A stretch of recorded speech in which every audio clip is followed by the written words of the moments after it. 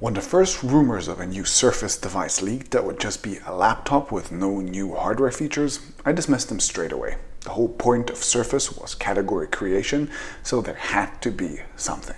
Well, turns out Microsoft didn't agree. I'm watching from TechAltar, you're watching the 20th episode of the Story Behind series, and here's why, in my opinion, the Surface laptop is a bad idea.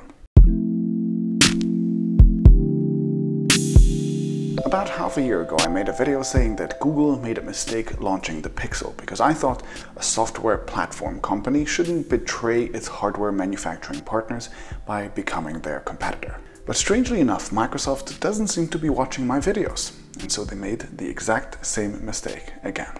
For decades now, the success of Windows was rooted in the mutually beneficial partnerships Microsoft offered to its hardware partners. Microsoft makes the OS and then it relies on manufacturers to create hundreds or even thousands of different PC versions that run the OS to fill every imaginable niche. It's a symbiotic relationship, and even with previous Surface devices, Microsoft has made it very clear that its main purpose was not to compete against its partners, but rather to experiment and take risks on their behalves, to create new categories and then pass the learnings and benefits on to them.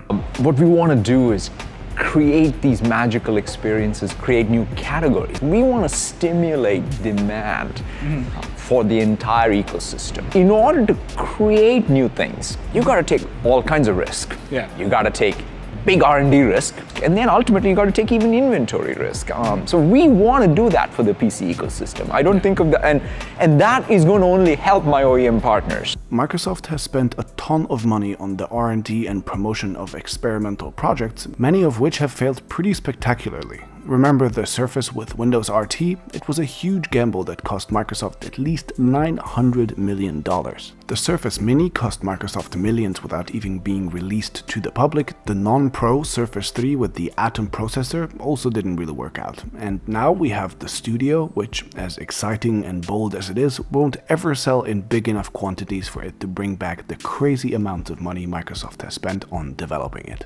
Now, of course, some Surface devices did eventually become successful, but again, their ultimate goal was never the commercial success itself, but rather the advancement of the Windows ecosystem as a whole. The Surface laptop is a different story though. It is just a laptop, it brings zero value to manufacturing partners, it doesn't create a new category, and it has absolutely zero new features. In fact, the things that make it stand out from the crowd are things it doesn't do. By default, it runs a version of Windows 10 that doesn't let users run all of the classic Windows programs, and it also doesn't have as many ports as other laptops. Other than those two limitations, the Surface laptop is just a laptop. Don't get me wrong, that might just be what most users are looking for, and apart from the ports, the Surface laptop even looks to be a great laptop. It is absolutely gorgeous in my opinion, it seems to have great battery life and so on. But just because it is a desirable product doesn't mean that it was a smart business decision from Microsoft to release it. The Surface laptop, being just a laptop, makes it nothing more than yet another competitor in the already crowded $1,000 Ultrabook market, and therefore it is a direct attack against Microsoft's own partners. It is a sign of Microsoft trying to own a software platform with lots of eager hardware makers while also trying to be the best hardware maker of them all. It's an attempt at eating the pie while also trying to keep it, and as such, it might be tempting, but it just can't work. Now, a lot of people have seemed to disagree with me when I posted about this on my social media channels, so I wanted to address the counter-arguments that I saw the most often. The most frequent one I hear is that many people like the Surface brand but don't want to have a convertible, they just want a laptop. So Microsoft is in fact just giving people what they want. And sure, I don't doubt this. But that doesn't mean that Dell or HP will be any happier about having a really strong competitor. And so the more successful this laptop gets, the more damage will be done to those relationships. And in my opinion, commercial success is not a very good reason. Another popular argument is that the Surface laptop shows partners how it's done and keeps them on their toes. And I would have totally agreed with this about 4 or 5 years ago when PC makers were busy building uninspired, ugly plastic boxes. But in 2017, Ultrabooks are better than ever. Dell has the phenomenal XPS line, which is my laptop of choice. HP came out of a deep hole and started making beautiful devices. Razer actually manages to put gamer specs into laptops that don't look hideous, and so on. Windows Ultrabooks now have great build quality, beautiful screens, decent decent battery lives, and lately even good trackpads. Surely there is always room for improvement, but the ultrabook market is super competitive already, even without the Surface laptop.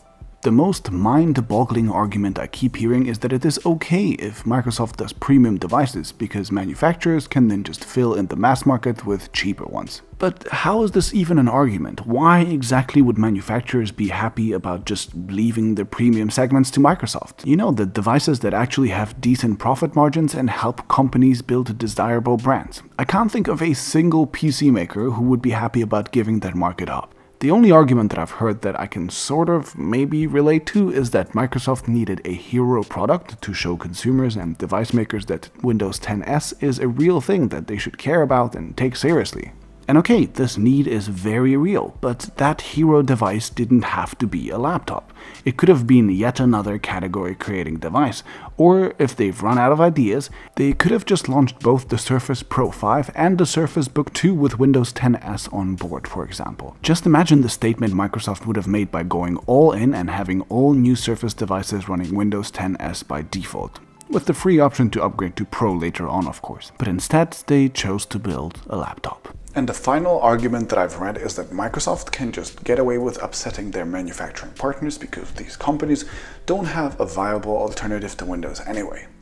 And I think this might be what Microsoft is really thinking. But while it might work out for them on the short term, I think on the long run, upsetting manufacturing partners will still hurt Microsoft. Sure, PC makers won't start switching to Linux or any other operating system for the mass market anytime soon, but they might hinder Microsoft's other ambitions for the future. Microsoft still relies on them to include things like biometric sensors for Windows Hello, good microphones for Cortana, and touch and pen support for inking on those Windows machines. And Microsoft certainly needs the help of manufacturers to get new product categories like Windows mixed reality headsets or Cortana-powered speakers off the ground as well. And given how not long ago Lenovo, for example, released an Alexa-powered speaker instead of one with Cortana, it should be clear that Microsoft can't just assume any goodwill by default.